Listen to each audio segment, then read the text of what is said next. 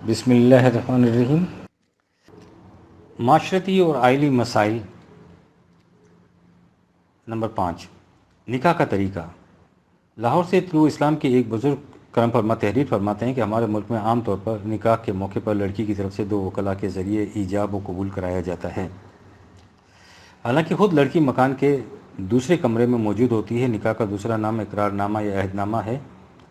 دنیا کے تمام معاملات میں معاہدے کے وقت گواہوں کے روبرو فریقین کا موجود ہونا ضروری ہوتا ہے، باوجود اس کے کہ کسی خاص وجہ سے کوئی ایک فریق خود حاضر نہ ہو سکے اور یہ کام بائی پروکسی طے پا جائے۔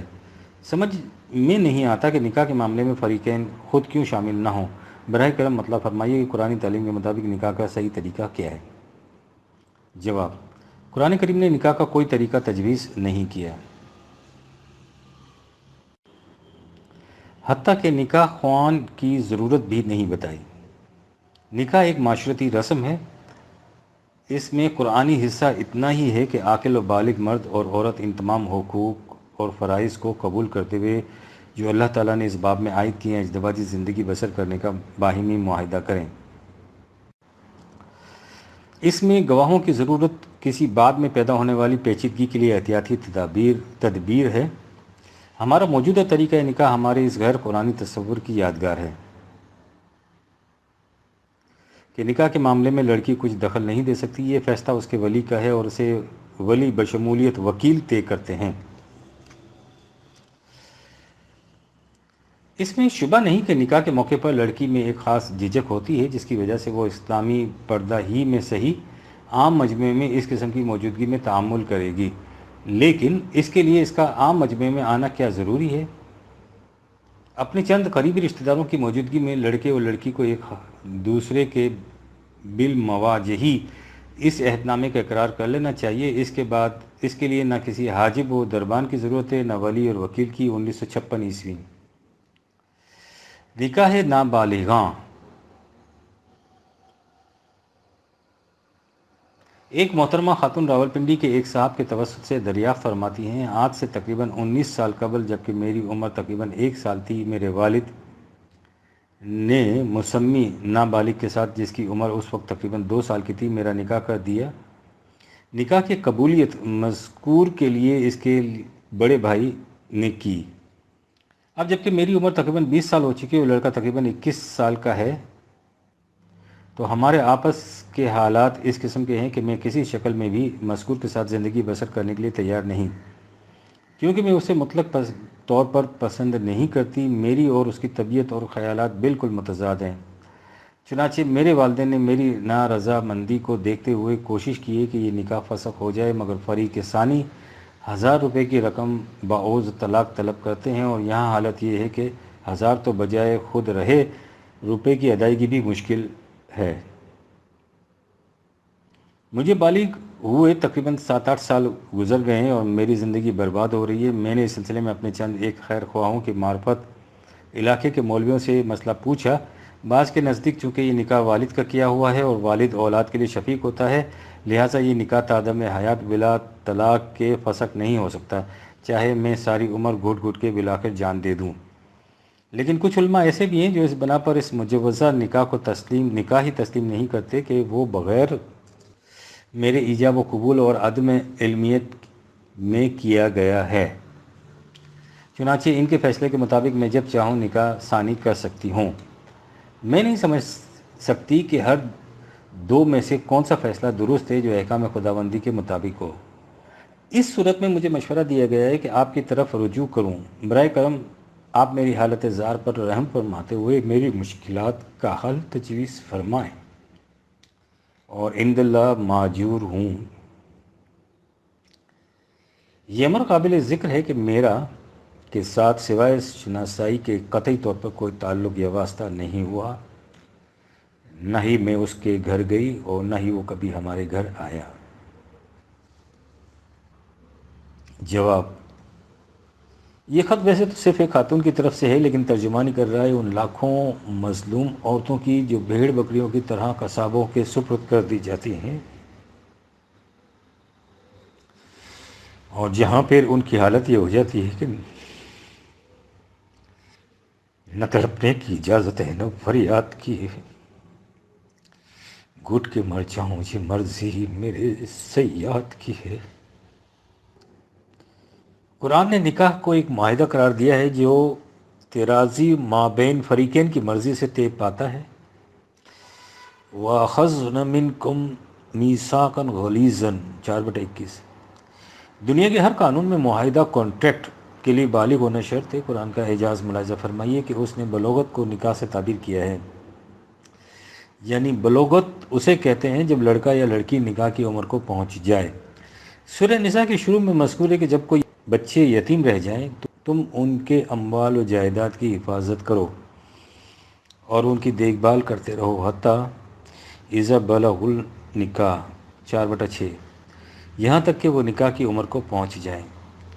اس وقت ان کے اموال و جائیداد ان کے سپرد کر دو بشرطیکہ کہ وہ فاطر العقل نہ ہوں۔ یہاں یہ حقیقت بلا شک و شبہ سامنے آ گئی کہ قرآن کی روح سے نکاح کی عمر بلوغت کی عمر ہے، بلوغت سے پہلے نکاح ہو نہیں سکتا۔ پھر دوسری جگہ اس کی بھی صراحت فرما دی کہ تم عورتوں کے زبردستی مالک نہیں بن سکتے۔ لا یحل لکم ان تارثوا النساء کرہا 4/19۔ یہ قطعاً جائز نہیں کہ تم عورتوں کے زبردستی مالک بن جاؤ، یعنی مرد اس عورت سے شادی کرے جو اسے پسند ہو۔ ما طاب لکم من النساء 4/3۔ لیکن عورت کی مرضی کے خلاف زبردستی اس سے نکاح نہیں کیا جا سکتا۔ ان تصریحات سے واضح ہے کہ بلوغت سے قبل نہ لڑکے کا نکاح ہے اور نہ لڑکی کا عقد، اور یہ تلاعب بالدین، دین سے مذاق ہے اور دنیا و آخرت میں رسوائی کا موجب۔ نکاح کے لیے ایجاب و قبول ایک لانی فق شرط ہے، اور ظاہر ہے کہ کسی بچے کا ایجاب و قبول کچھ معنی ہی نہیں رکھتا۔ ایجاب و قبول کی رسم اب بھی ہمارے ہاں رائج ہے، لیکن جس طرح آج کل اس کی مٹی پلید ہو رہی ہے، بالخصوص لڑکیوں کے معاملے میں، وہ ظاہر ہے۔ ہمارے ہاں نابالغ تو ایک طرف، بالغ لڑکیوں سے بھی کوئی نہیں پوچھتا کہ تمہارا نکاح کہاں کیا جائے۔ منوس مرتی ہندوؤں کی معاشرت میں لڑکی کے متعلق لکھا ہے کہ اسے ساری عمر دوسروں کی مرضی کے تابع رہنا ہوگا۔ لڑکی ہے تو ماں باپ کی، بیوی ہے تو مرد کی، بیوہ ہے تو لڑکے کے رحم و کرم پر، وہ دنیا میں کچھ بھی اپنی مرضی سے نہیں کر سکتی۔ یہی کچھ ہمارے ہاں ہو رہا ہے۔ عام طور پر کہا جاتا ہے کہ جب رسول اللہ نے حضرت عائشہ سے شادی کی تو ان کی عمر 6 برس کی تھی، اس لیے بچپن کی شادی جائز ہے۔ یہ قطعاً غلط ہے۔ تحقیق سے ثابت ہو چکا ہے کہ شادی کے وقت حضرت عائشہ کی عمر 17 اور 19 برس کے درمیان تھی، رضی اللہ تعالی عنہ۔ بہرحال جیسا کہ پہلے لکھا جا چکا ہے، قرآن کی روح سے بلوغت سے پہلے نکاح ہو نہیں سکتا، اور نکاح کے لیے بہرحال فریقین کی رضامندی ضروری ہے۔ لیکن ہمارے بدبختی کے ہمارے ہاں نکاح نابالغ نہ کہ مروجی ہے، بلکہ اسے عین دین سمجھا جاتا ہے۔ ہمیں یاد پڑتا ہے کہ جب ہندوستان میں ساردا بل پیش ہوا ہے، جس کی روح سے نکاح نابالغاں ناجائز قرار دیے جانے کی تجویز تھی، تو اس بل کی مخالفت میں سناتنی ہندوؤں کی ہمنوائی میں مسلمان بھی نہایت شدت سے شریک ہوئے، اور اس انداز سے شریک کہ گویا وہ بل ان کے دین کے کسی بنیادی رکن کو منہدم کر رہا تھا۔ ہمارے ارباب شریعت کبھی کسی مسئلے پر متفق نہیں ہوئے۔ مختلف فرقے مختلف مسائل میں اپنے اپنے مسلک کے پابند رہتے ہیں اور آپس میں ہمیشہ مصروف جدل و پیکار، لیکن یہ ہماری سوختہ بختی کی انتہا تھی کہ ساردا بل کی مخالفت میں مسلمانوں کے تمام فرقے متحد اللسان تھے، اور اس باب میں جو وفد عظیم وائسرائے کے پاس پہنچا تھا، اس میں قریب ہر فرقے کے نمائندے موجود تھے۔ یہ تمام ارباب شریعت ایک عیسائی حکمران کے حضور یہ کہنے کے لیے جا رہے تھے کہ اس ہندو کے بل کو پاس نہ کیا جائے جو نابالغوں کا نکاح ناجائز قرار دے رہا ہے۔ ان کا وفد یہ کہنے جا رہا تھا، اور آسمان ان کی اس حرکت پر روتا تھا اور دنیا سنتی تھی۔ بہرحال یہ ہے نکاح نابالغاں سے متعلق قرآن کا فیصلہ۔ ہمیں تفصیلاً معلوم نہیں کہ ملک کا حالیہ قانون اس باب میں کیا کہتا ہے، اور ہمارے ہاں جو شادیاں بچپن میں کر دی جاتی ہیں وہ انہیں از خود فسخ کرنے کی اجازت دیتا ہے، یا اس کے لیے کسی عدالت کے فیصلے کی ضرورت ہوتی ہے۔ اس باب میں کسی وکیل سے پوچھ لینا ضروری ہے۔ 1953 عیسوی۔ تعدد ازواج۔ ایک صاحب دریافت فرماتے ہیں، ایک شخصی بیوی موجود ہے، بچے موجود ہیں، گھر میں امن چین سے رہتے ہیں، لیکن وہ یکایک اٹھتے ہیں تو کسی نوجوان لڑکی سے شادی کر لیتے ہیں، سارا گھر جہنم بن جاتا ہے۔ جب پوچھتے ہیں تو کہتے ہیں کہ شریعت نے 4 تک کی اجازت دی ہے، تو اس پر اعتراض کرنے والا کون ہے؟ چونکہ اس میں شریعت کی اجازت کا بھی سوال آ جاتا ہے، اس لیے شاید وہ لوگ جو شریعت کے زیادہ پابند ہوتے ہیں 2 3 4 بیویاں دھڑا دھڑ گھر میں لے آتے ہیں۔ کیا اسلام نے واقعی اس کو یوں کھلا چھوڑ دیا ہے کہ جس کا جی چاہے بیویاں کرتا جائے؟ جواب: تعدد ازواج کا رواج مسلمانوں میں اس عمومیت سے چلا آ رہا ہے کہ اسے اسلام کے مسلمات میں سے سمجھ لیا گیا ہے۔ مخالفین اس پر اعتراض کرتے ہیں تو مسلمان اس کی مدافعت کرتے ہیں۔ دونوں صورتوں میں اسے ایسا مسلمہ سمجھ لیا جاتا ہے جس پر غور کرنے کی ضرورت ہی نہیں سمجھی جاتی۔ قرآن کریم میں صرف ایک مقام پر ایک سے زیادہ بیوی کا ذکر آتا ہے، اور وہ ہے سورہ نساء کی 3 آیت۔ اس سورہ کی 2 آیت میں ہے: وآتوا اليتامى أموالهم ولا تتبدلوا الخبيث بالطيب ولا تأكلوا أموالهم إلى أموالكم إنه كان حوبا كبيرا 4/2۔ اور یتیموں کو ان کے مال دے دو اور اچھی چیز کو ردی سے نہ بدلو، اور ان کے مال کو اپنے مال کے ساتھ ملا کر مت کھاؤ، کیونکہ یہ بڑا گناہ ہے۔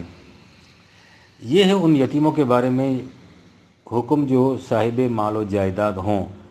ان کے متعلق فرمایا کہ ان کے اموال کو بطور امانت رکھو اور ان سے تصرف بیجا نہ کرو۔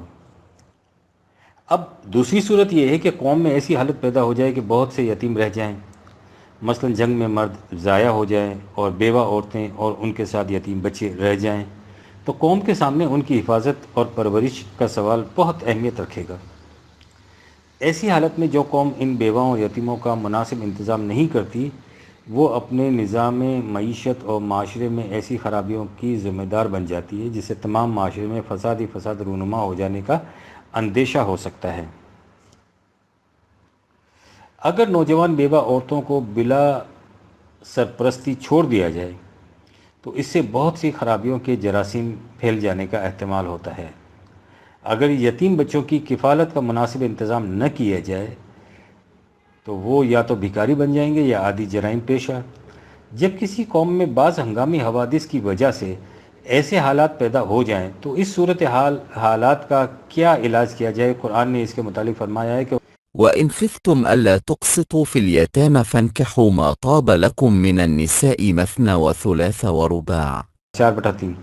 اور اگر تمہیں اندیشہ ہو کہ یتیموں کے بارے میں انصاف نہ کر سکو گے تو ایسی عورتوں سے جو تمہیں پسند ہو نکاح کر لو، 2 3 4 تک۔ سارے قرآن میں یہی ایک آیت ہے جس میں تعدد ازواج کا ذکر ہے۔ اب ظاہر ہے کہ یہ اجازت غیر مشروط، غیر مقید نہیں، بلکہ اس آیت کی ابتدا ہی ایک شرط سے ہوتی ہے، یعنی وَإِنْ خِفْتُمْ، اگر تمہیں اندیشہ ہو، اللہ تقسطوا فی الیتامى، کہ یتیموں کے بارے میں انصاف نہ کر سکو گے، تو تمہیں اس امر کی اجازت ہے کہ 4 کی حد تک بیویاں کر لو، اور اس طرح معاشرے کو ان تمام خرابیوں سے بچا لو جو ان بیوگان کو بلا سرپرست اور ان کے یتیم بچوں کو بلا وارث چھوڑنے سے پیدا ہو جاتی ہیں۔ ان سے نکاح کر لینے کی شکل میں یہ محسنات قلعے کے اندر محفوظ ہو گئیں اور ان کے بچے بمنزلہ تمہاری اولاد کے ہو گئے۔ اب وہ اپنے آپ کو یتیم خانے کی غیرت کش فضا میں نہیں بلکہ اپنے باپ کے گھر میں خیال کریں گے۔ قرآن نے اس مصیبت کا یہ حل تجویز کیا ہے۔ چونکہ یہ ایک قومی مسئلے کا حل ہے، اس لیے ظاہر ہے کہ اس امر کا فیصلہ بھی قوم ہی کر سکتی ہے کہ اس قسم کے ہنگامی حالات پیدا ہو گئے ہیں یا نہیں، جن میں ایک مرد کی کفالت میں ایک سے زیادہ عورتیں دینے کی ضرورت لاحق ہو گئی ہے۔ اگر اسلامی نظام سمجھ لے کہ ایسا وقت آ گیا ہے تو وہ اس قسم کا قانون نافذ کر دے گا، اور اس وقت ایک ملی ضرورت کے پیش نظر تعدد ازواج جائز ہو جائے گا۔ جب وہ ہنگامی ضرورت ختم ہو جائے گی تو پھر وہی عام حالات عود کر آئیں گے جن میں اصولی طور پر ایک ہی بیوی کی اجازت ہوگی۔ اس ہنگامی حالات میں بھی ہر شخص کو اجازت نہیں ہوگی کہ وہ ایک سے زیادہ بیویاں اپنے نکاح میں لائے۔ یہ اجازت صرف اسے دی جائے گی جو اس کا اہل ہوگا کہ سب بیویوں کی ضروریات زندگی کا منصفانہ بوجھ اٹھا سکے۔ چنانچہ آیت مذکورہ کا اگلا ٹکڑا یہ ہے فَإِنْ خِفْتُمْ أَلَّا تَعْدِلُوا فَوَاحِدَةً 4/3۔ اور اگر تم کو ڈر ہو کہ انصاف نہ کر سکو گے تو پھر ایک ہی بیوی رہے گی۔ اب سوال یہ ہے کہ اس عدل سے مفہوم کیا ہے؟ ظاہر ہے کہ بیوی سے لگاؤ کا تعلق جذبات سے ہے، اور یہ مشکل ہے کہ انسان جذبات کی تقسیم بھی مساویانہ کر سکے۔ چنانچہ خلاق فطرت نے خود اس کی شہادت دی ہے کہ ولن تستطيعوا أن تعدلوا بين النساء ولو حرصتم 4/129، تم اپنی طرف سے کتنے ہی خواہش مند کیوں نہ ہو، یہ بات تمہاری طاقت سے باہر ہے کہ تم عورتوں میں ہر معاملے میں عدل کر سکو گے۔ اب یہاں ایک الجھاؤ پیدا ہوتا ہے کہ قرآن نے ہنگامی حالات میں ایک سے زیادہ بیویوں کی اجازت اس شرط کے ساتھ دی ہے کہ تم ان میں عدل کر سکو، اور ساتھ ہی یہ بھی کہہ دیا کہ تم عدل کر ہی نہیں سکو گے۔ یہ تو عجیب بات ہوئی۔ اس کے معنی تو یہ ہوئے کہ ایک طرف تو اجازت دی اور دوسری طرف اس اجازت کو ایک ناممکن شرط سے مشروط کر دیا۔ بھلا اس اجازت سے فائدہ کیا جو ناممکن العمل ہو؟ لیکن قرآن نے اسے خود ہی واضح کر دیا ہے کہ جس عدل سے تعدد ازواج مشروط ہے، اس عدل سے مفہوم کیا ہے؟ اس نے کہا ہے کہ یہ تو تمہارے بس کی بات نہیں کہ تم قلبی لگاؤ میں بھی میزان کے دونوں پلڑے برابر رکھ سکو، اس لیے تم سے جس عدل کا تقاضا ہے وہ یہ ہے فلا تميلوا كل الميل فتذروها كالمعلقة 4/129۔ بس ایسا نہ کرو کہ ایک طرف ایسا جھک جاؤ کہ دوسری معلقہ بن کر رہ جائے۔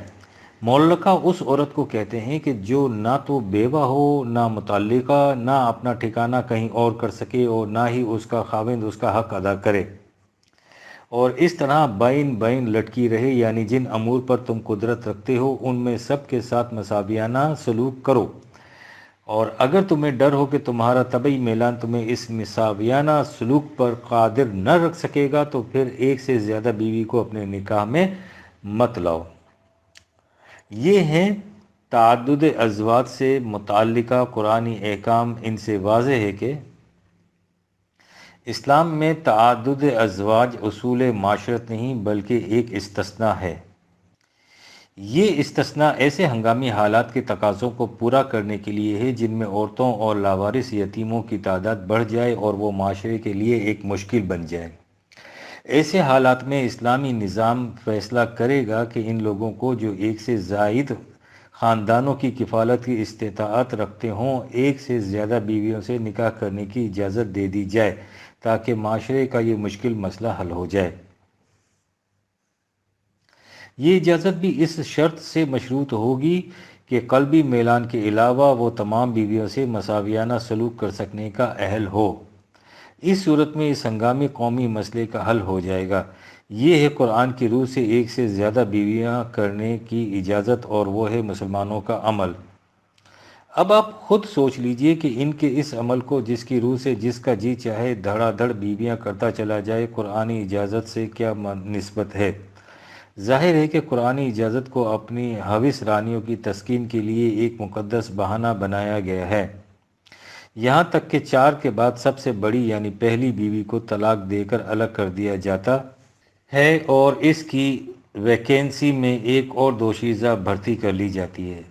اور یہ تو محض بیویوں کا تذکرہ ہے، لونڈیوں پر تو تعداد کی بھی کوئی قید نہیں۔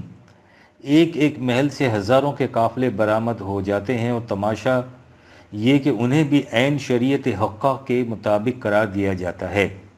یہ ہے ہمارے دور ملوکیت کی وہ خود ساختہ شریعت جس نے ہمیں کسی کے سامنے منہ دکھانے کے قابل نہیں رکھا، اور جسے خیر سے ہمارے مدعیان شریعت اب بھی دنیا میں رائج کرنے کے متمنی ہیں۔ تفصیل اس کی کسی دوسرے مقام پر ملے گی جہاں غلاموں اور لونڈیوں کے بارے میں بحث ہوئی ہے۔ بہرحال इतनी बात तो बिल्कुल वाज़ेह है कि कुरान में एक से ज़्यादा बीवियों की इजाज़त सिर्फ सूरह निसा की 3री आयत में है, और इस आयत की इब्तिदा इन अल्फाज से होती है, व इन खिफ्तुम अल्ला तुक़सितू फिल यतामा। अगर तुम्हें खौफ हो कि तुम यतीमों के बारे में इंसाफ न कर सकोगे तो एक से ज़्यादा बीवी की इजाज़त नहीं है। जो शख्स एक बीवी की मौजूदगी में और शादी कर ले, उससे ज़रा पूछिए कि उसने इस शर्त को पूरा कर लिया है, और फिर साथ ही ज़रा जायज़ा लीजिए इन मुक़द्दस हरम सराओं का जिनमें हर साल यूं बीवियां बदलती रहती हैं जैसे नए साल का कैलेंडर, और फिर सोचिए कि उन्होंने अपनी कामजोइयों के लिए किस तरह मज़हब को आड़ बना रखा है। हज़राए चीरा दस्तां सख्त हैं फितरत की ताज़ीरें, 1953 ईस्वी। दूसरी बीवी। एक मोहतरमा खातून लिखती हैं कि ताद्दुद अज़वाज के सिलसिले में जो कुछ आम तौर पर लिखा गया है, मैंने इसका मुतालिया किया है। मैंने आइली कवानीन को भी देखा है। तुलु इस्लाम में इस ज़मन में जो कुछ शाया हुआ है वो भी मेरी नज़र से गुजरा है, लेकिन मुझे अफसोस से कहना पड़ता है कि एक औरत के नुक्ताए ख़याल से इस मसले पर गौर करने की ज़हमत किसी ने नहीं उठाई। सवाल यह है कि एक बीवी की मौजूदगी में जब दूसरी बीवी लाई जाती है तो पहली बीवी पर इससे क्या गुजरती है। एक वफाशुआर बीवी के नज़दीक दुनिया की सबसे कीमती मता उसका खाविंद होता है, और वो इसे बर्दाश्त ही नहीं कर सकती कि इसकी इस मता में कोई दूसरा शरीक हो। आप इसे रकाबत कह लीजिए, हसद कह लीजिए, इसका नाम कुछ ही रख लीजिए, लेकिन हकीकत यह है कि औरत उसे कतअन बर्दाश्त नहीं कर सकती। शायद आप ये कह दें कि दूसरी बीवी इसे किस तरह बर्दाश्त कर लेती है, तो ये इसलिए कि वो ये समझती है कि मैं इस मता को उस पहली बीवी से छीनकर अपने कब्जे में कर रही हूँ। नीज़ वो पहली बीवी के सर पर चढ़ कर आती है, इसलिए उसका जज्बाए बरतरी भी उसके साथ शामिल होता है। पहली बीवी से उसकी मता भी छिनती है और उसके जज्बाए बरतरी को भी सख्त ठेस लगती है। इस दूसरी बीवी से उस वक्त पूछना चाहिए जब उसके ऊपर एक और बीवी आ जाए। असल ये है कि दूसरी बीवी के आने से पहली बीवी अपने आप को धुतकारी हुई और फेंक दी हुई शे समझने लगती है, और इसकी पोजीशन भी ऐसी ही रह जाती है। इसलिए ये एहसास उसे एक सेकंड के लिए भी चैन नहीं लेने देता। वो उसे बर्दाश्त इसलिए कर लेती है कि वो बेहद मजबूर और बेआसरा होती है। आप कह सकते हैं कि वो ऐसी सूरत में तलाक ले सकती है, लेकिन आप सोचिए तो सही कि वो तलाक लेकर करेगी क्या और जाएगी कहाँ। दूसरी बीवियां आमतौर पर इस वक्त लाई जाती हैं जब पहली बीवी अधेड़ उम्र की हो चुकी हो। आप सोचिए कि इस उम्र की औरत जिसके 4-5 बच्चे भी हैं तलाक लेकर कहाँ जाएगी। इसलिए वो इस जहन्नुम की ज़िंदगी बसर करने पर मजबूर होती है। नीज़ तलाक के लिए कोई माकूल वजह भी तो होनी चाहिए। ये थोड़ा है कि अच्छी भली बीवी से ये कहा जाए कि या सौत कबूल करो या तलाक लो। आप कहते हैं कि निकाह की बुनियादी शर्त यह है कि मियाँ बीवी में ख्यालात और मिजाज की यकसानी हो। अगर ऐसा नहीं होगा तो घर जहन्नुम बन जाएगा। मैं दरियाफ्त करना चाहती हूँ कि जब एक मर्द अपनी पहली बीवी के बावजूद दूसरी बीवी लाता है तो क्या इस पहली बीवी और इसके खाविंद में ख्यालात और मिजाज की यकसानी बाकी रह जाती है? जाहिर है कि ऐसा नामुमकिन है। अगर निकाह की बुनियादी शर्त ख्यालात वगैरह की यकसानी है तो इस जोड़े की बाकी ज़िंदगी में ये शर्त कहाँ बाकी रह जाती है?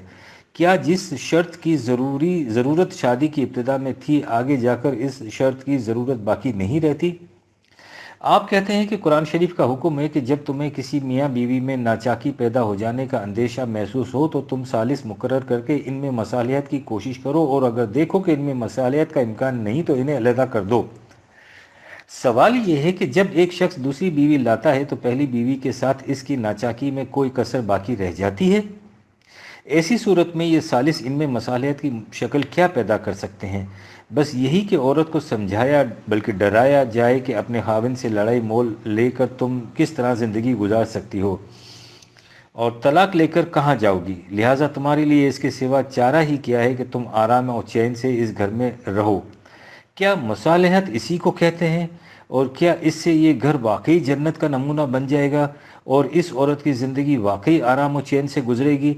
ये भी कहा जा सकता है कि बाज़ इलाकों में एक से ज़्यादा बीवियों का आम तौर पर रवाज होता है। وہاں عورتیں اس کا خیال بھی نہیں کرتیں۔ اگر یہی دلیل ہے تو آپ اس کا کیا جواب دیں گے کہ بعض ملکوں میں اس کا رواج ہے کہ ایک عورت کے کئی خاوند ہوتے ہیں اور مرد اس کا خیال تک بھی نہیں کرتے؟ تو کیا اس رواج سے آپ کے نزدیک یہ چیز درست قرار پا جائے گی؟ یہ بات تو آپ مجھ سے بہتر جانتے ہیں کہ جو صورت افراد میں پختہ عادت کی ہوتی ہے وہی شکل قوموں میں رواج کی ہوتی ہے۔ نہ عادت پوری کرنے میں سوچ بچار، عقل و فکر اور جذبات و احساسات کو کوئی دخل ہوتا ہے، وہ خود بخود سرزد ہو جاتی ہیں۔ نہ رواج پر عمل کرنے میں غور و فکر کو کام میں لایا جاتا ہے۔ رواج تو ایک رو ہوتی ہے جس میں سب بہے چلے جاتے ہیں، لہٰذا رواج کوئی سند یا دلیل نہیں ہو سکتا۔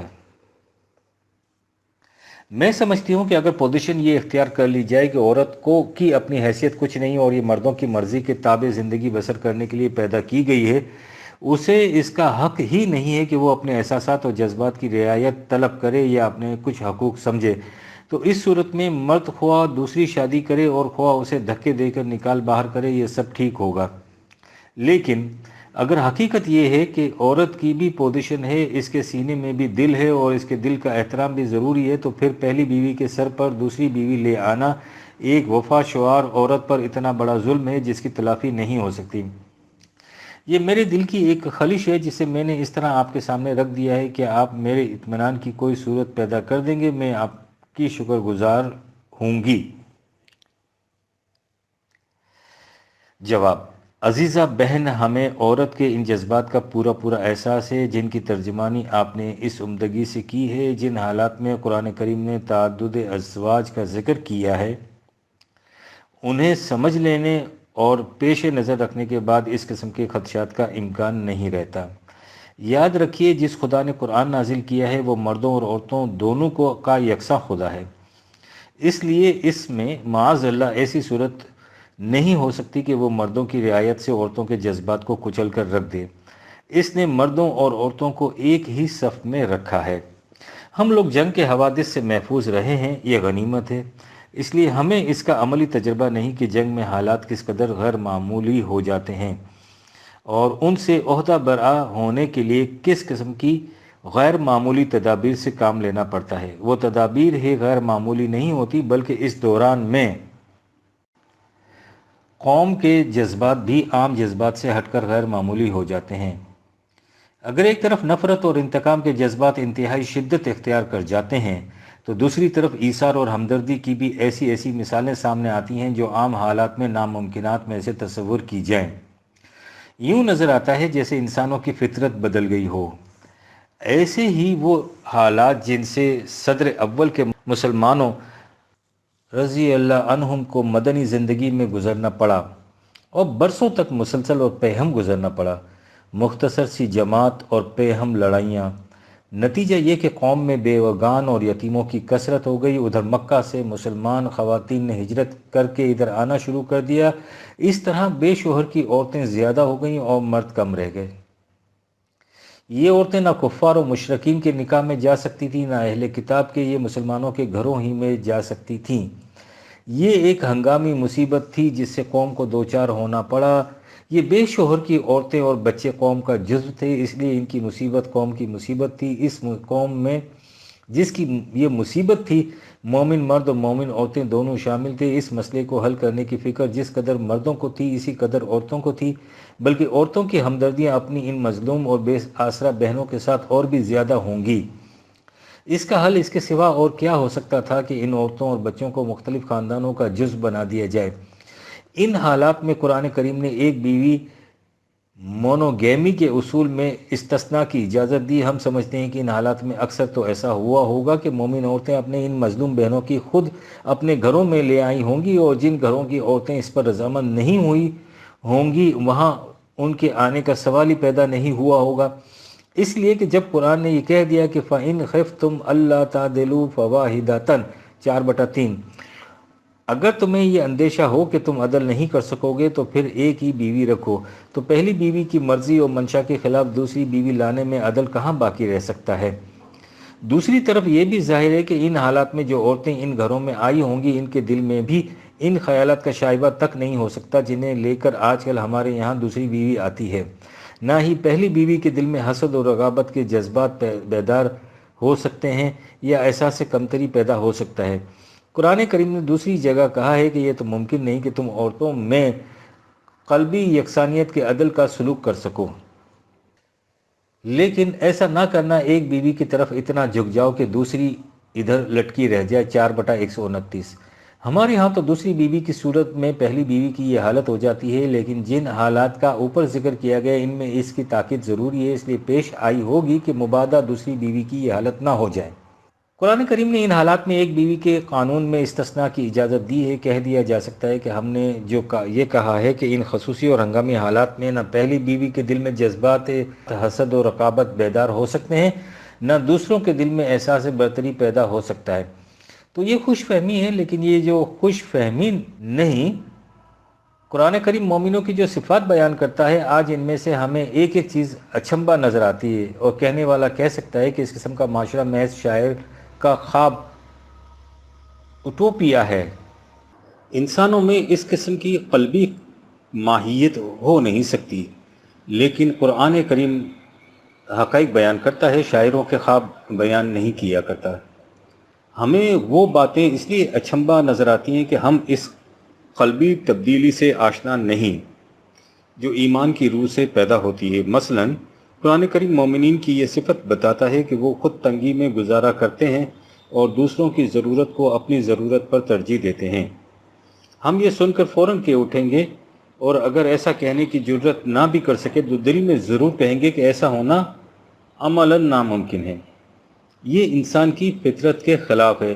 لیکن قرآن ناممکنات کا مطالبہ نہیں کرتا، اس لیے یہ بالکل ممکن ہے۔ یا مثلاً وہ کہتا ہے کہ تم ہمیشہ سچی گواہی دو، خواہ وہ خود تمہارے اپنے خلاف ہی کیوں نہ جائے۔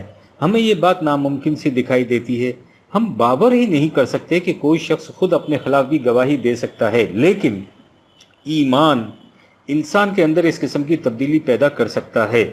اندری حالات جب ہم کہتے ہیں کہ ان مومن عورتوں نے ایسے ہنگامی حالات میں اپنی مظلوم و بے آسرا بہنوں کی باعزت حفاظت کا سامان خود کیا ہوگا اور اس سے گھروں میں کوئی تلخی پیدا نہیں ہوئی ہوگی، تو یہ محض خوش فہمی نہیں، ایمان ایسا کچھ کر سکتا ہے۔ اگر ایسی صورت نہ ہوتی تو کیا آپ باور کر سکتی ہیں کہ قرآن ایسی شکل پیدا کرنے کی اجازت دے دیتا جس میں بے آسرا عورتوں کی پناہ دہی کے لیے بستے رستے گھروں کو اجاڑ دیا جائے؟ اور یہ ظاہر ہے کہ خواہ ہنگامی حالات کیسے ہی کیوں نہ نمودار ہو جائیں، جس دوسری شادی میں پہلی بیوی کی دل آزاری ہوتی ہو اس سے گھر کے اجڑنے میں کوئی شبہ نہیں رہتا۔ ایسی شادی جس میں پہلی بیوی کا دل دکھے کیا حیثیت رکھتی ہے، اس کا اندازہ اس واقعے سے لگ سکتا ہے۔ ایک دفعہ حضرت علی رضی اللہ عنہ نے ایک دوسرا نکاح کرنا چاہا، حضرت صلی اللہ علیہ وسلم کو معلوم ہوا تو سخت برہم ہوئے۔ آپ نے مسجد میں خطبہ دیا، اس میں اپنی ناراضی ظاہر کی، میری لڑکی میرا جگر گوشہ ہے، جس سے اسے دکھ پہنچے گا مجھے بھی اذیت ہوگی۔ چنانچہ حضرت علی رضی اللہ عنہ اس ارادے سے باز آ گئے اور حضرت فاطمہ رضی اللہ عنہا کی زندگی تک پھر کبھی دوسرا نکاح نہ کیا۔ سیرت النبی صلی اللہ علیہ وسلم، مولانا شبلی، جلد دوم، صفحہ 627 بحوالہ بخاری۔ امید ہے ان تصریحات سے آپ نے دیکھ لیا ہوگا کہ آپ کے دل کی خلیش ہمارے ہاں کے غلط رواج کی پیدا کردہ ہے، جس کا ذمہ دار اسلام نہیں، قرآن کریم کی تعلیم اور رسول اللہ کا مندرجہ بالا عمل حقیقت کی وضاحت کے لیے کافی ہے۔ 1961 مہر اور متعلقات مہر۔ ایک صاحب صدر کراچی سے لکھتے ہیں، کیا نکاح کے لیے مہر ضروری چیز ہے؟ کیا اس کی کوئی مقدار قرآن شریف یا حدیث کی روح سے مقرر ہے؟ اگر کوئی مقدار مقرر نہیں ہے تو کس بنا پر مقرر کیا جائے؟ کیا یہ لڑکے یا لڑکی کی حیثیت پر مقرر کیا جاتا ہے؟ مہر کا مقرر کرنا لڑکی یا لڑکی کے وارثوں کا حق ہے یا اس میں لڑکے یا لڑکے کے وارثوں کا بھی دخل ہے؟ عام طور پر دیہات میں ملا یہ کہتا ہے کہ 32 روپے 4 آنے شرعی مہر ہے، یہ کہاں تک درست ہے؟ کیا نکاح کے وقت مہر مقرر کرنے کے بعد کم و بیش ہو سکتا ہے، اور اس صورت میں نکاح قائم رہتا ہے یا نہیں؟ جبکہ نکاح معاہدے کی یہ شرط توڑ دی جائے اور مہر مقرر کیا جائے مہربانی فرما کر قرآن شریف کی روح سے ارشاد فرمائیں، اگر کوئی حدیث اس کے موافق یا مخالف ہو تو اس کا بھی ذکر کریں۔ جواب: قرآن کریم کی روح سے مہر اور نکاح کے لیے ضروری شرط ہے۔ مہر کا لفظ تو قرآن میں نہیں آیا، لیکن اس نے اس کے لیے دوسرے الفاظ استعمال کیے ہیں، مثلا جور، صدقہ اور متاعن، اور اسے مال سے تعبیر کیا ہے۔ مثلا سورہ نساء میں جہاں نکاح کے احکام آئے ہیں وہاں کہا وأحل لكم ما وراء ذلكم أن تبتغوا بأموالكم محصنين غير مسافحين۔ 4/24 تمہارے لیے ان عورتوں کے علاوہ جن کا ذکر پہلے کیا جا چکا ہے اور عورتوں سے نکاح جائز ہے، بشرط یہ کہ تم انہیں اپنے مال سے مطلب کرو اور اس سے مقصد نکاح کی پابندیاں ہوں، نہ کہ محض شہوت رانی۔ لیکن قرآن کریم کی ایک آیت سے مستنبط ہوتا ہے کہ اگر کسی وجہ سے مہر متعین نہ کیا جا سکا ہو تو اس سے نکاح میں خلل واقع نہیں ہوگا، یعنی نکاح بلا تعین مہر بھی ہو سکتا ہے۔